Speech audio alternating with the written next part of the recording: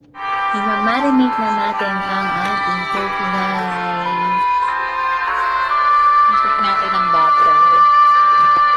Butter tsaka kasama yung mga herbs. Gawa na yung butter natin na may herbs. Ayan, guys.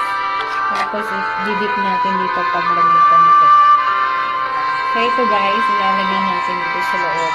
Pero, didip muna natin yung ginawa natin sauce na may butter, na may herbs.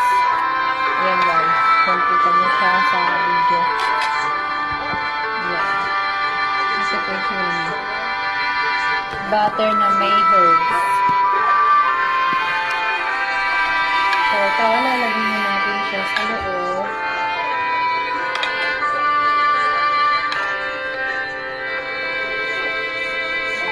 Sinatawag ng konti. Tapos, salt. Ganyan siya ng salt.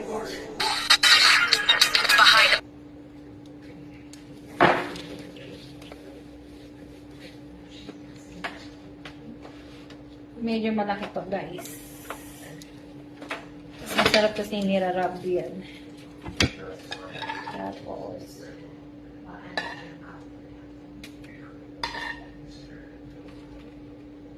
kaya marab natin siya.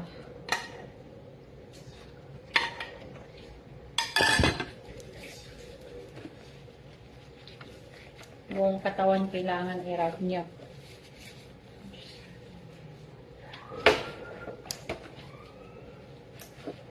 Yeah. Tapos, yan, buhusin natin dito.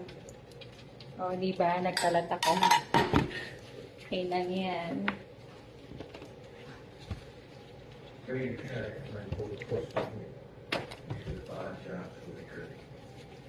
Yan. Tapos, yan natin ang pampalasa.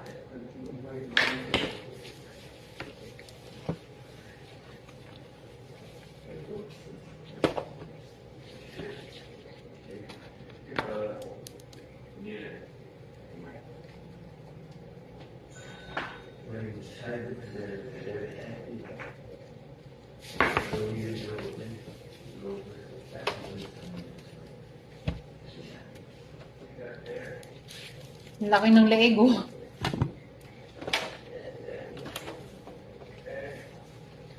Ang ganda ng ano nito, siguro sarap nito.